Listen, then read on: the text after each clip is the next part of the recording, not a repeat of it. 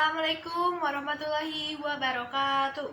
Puji sinarun syukur semangga urang sami-sami sanggakeun kehadirat Allah Subhanahu wa taala kalaya rahmat sareng mafirati mantena urang tiasa riung mapulung dina ieu kariungan kalayan kawilujengan.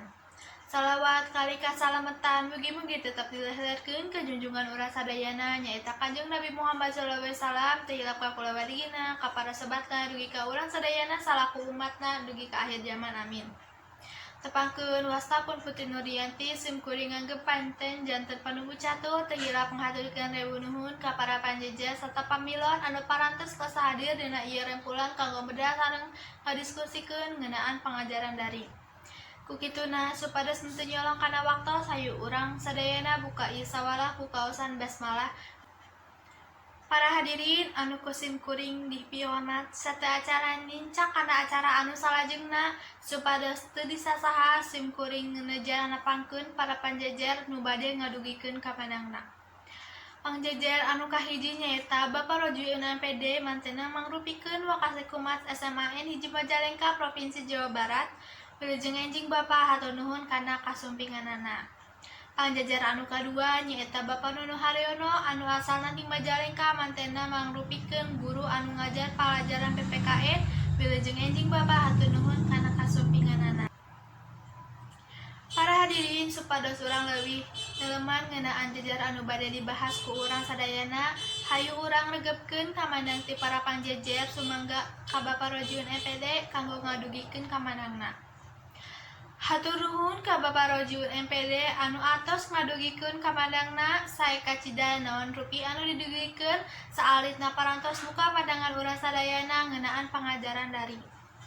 Numutkeun mantena pangajaran daring nyaeta sistem diajar anu dilaksanakeun ngalangkungan komputer pribadi, HP atawa laptop anu nyambung kana koneksi internet.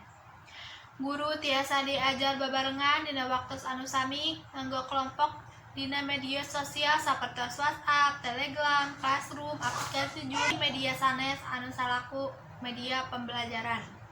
Kukituna guru tiasa mastikeun murid ngiringan diajar dina waktos anu sami bahkan di tempat anu beda.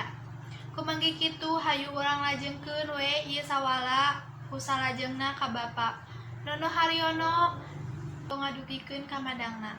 Hatur nuhun ka Bapak Nono Haryono anu atos ngadugikeun kamandangna. Numutkeun mantena ayeuna pangajaran daring teh ngagaduhan kakurangan. Kakuranganna nyaeta pangajaran daring teh henteu tiasa dipisahkeun tina jaringan internet.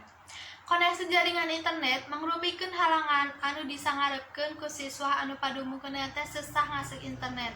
Khususna ku sabasiswa ieu padumungkanna di daerah padesaan terpencil sareng dirugikeun. Komo upami aya anu nganggo jaringan seluler. Kadang jaringanna teh henteu stabil sabab lokasi geografisna teh masih jauh tina sinyal-sinyal seluler. Ieu oge ngajadikeun diajar online teh henteu optimal. Bilih aya ditawi saderek anu bade ngadugikeun patarosana mangga dihaturanan. Hatur nuhun ka Apipa anu atos ngadugikeun patarosanana. Patarosana teh kirang langkung ngeunaan naon bae solusi anu kurang kudu lakukeun supados pangajaran daring ieu teh langkung efektif. Sumangga ka Bapak Rojuun MPD kanggo ngawaler patarosanana. Hatur nuhun ka Bapak anu parantos ngawaler parantosan ti Apipa anu diwalerna teh nyaeta kolaborasi anu sae antara murid, guru, kolos, sareng sakola atau bawan madrasah mangrupikeun faktor anu ngantukeun pikeun diajar online teh langkung efektif. Akhirna ieu acara teh tikawit dugi srengse parantos kalaksanakeun kalaya lancar. Kanggo nutup ieu acara sumangga urang sami-sami macakeun hamdalah sasarengan. Alhamdulillah. Hapunten anu kasuhun bilih aya cariosan-cariosan sim kuring anu henteu merenah mung sakitu anu kapihatur.